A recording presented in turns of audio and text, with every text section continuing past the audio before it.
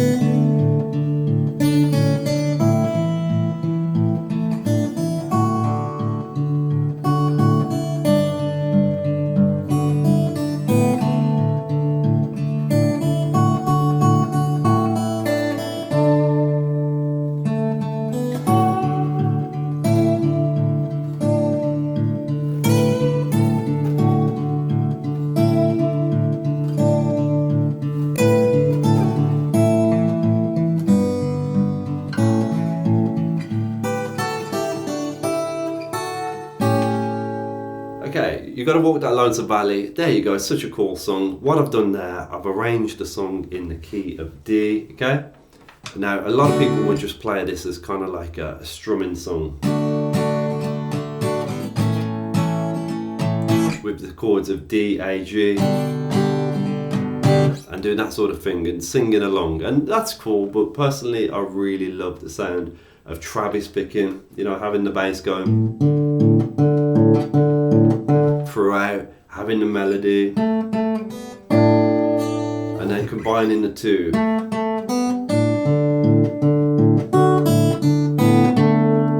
Because it just sounds cool. I love two guitarists I absolutely love, Paul Simon, Chet Atkins, okay? And both of them are just masters of their craft. Paul Simon was a wonderful Travis picker in terms of like Travis picking and singing at the same time. Chet Atkins had a wonderful sound where he just let the music do the talking and it just sounded great. Tommy Emmanuel loves him and always talks about how Chet is one of his heroes. All three of those players there are three of my heroes and they're very much inspired what I like to do. But basically, how do you create an arrangement like this? Well, it's not easy. It does take time, okay? So if you ever want to create your own arrangements, what you want to do is think about the melody, get the melody rock solid.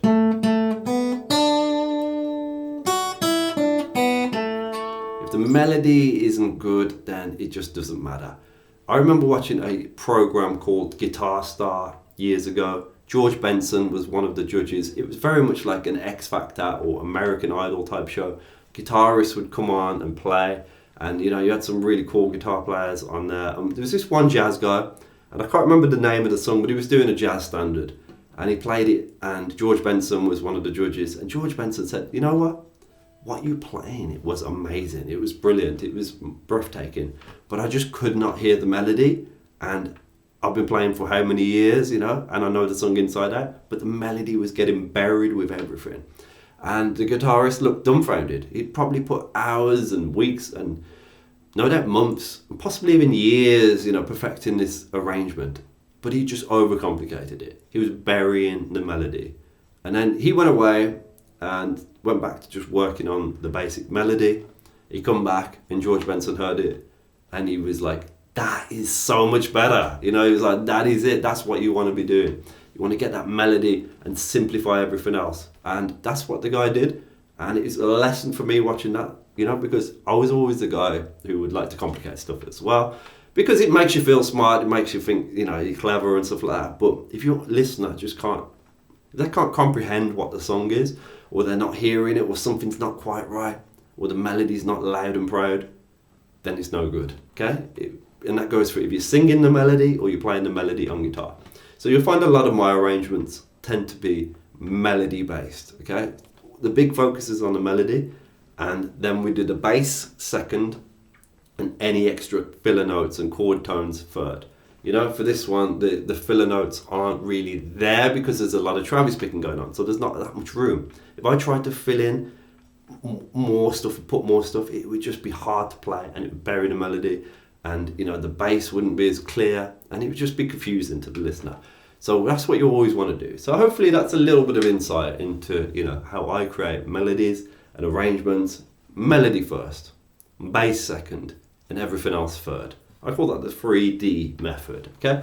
And that's pretty much how I see music. You get that right, and everything becomes a lot more enjoyable, easier to play, and more fun for the listener.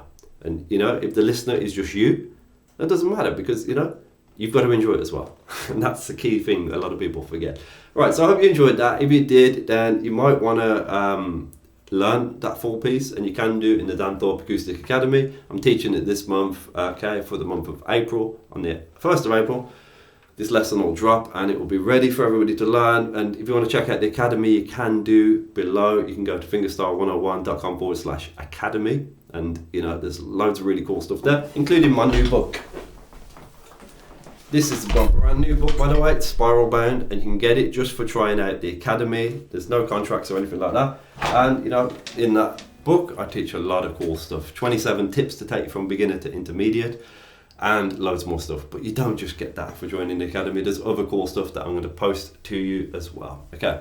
But the whole point of this lesson is teaching you a little bit about the mindset of creating arrangements and what to do when you do play other people's arrangements. Because one pitfall that you do need to watch out for, particularly on YouTube, is that there's a lot of arrangements that are complicated, okay? And they're not great for beginners, and they take ages to learn. And you can put a lot of effort in, and sometimes it's too much. But if you could simplify an arrangement like that, think about it: melody, then bass, then extras, the filler stuff, in that order of 1, 2, 3, it will help you. So that goes for if you learn this arrangement or any arrangement, or you create your own. I hope that was helpful. If it was, let me know what you think in the comments below. And thanks for watching. Cheers. Bye bye.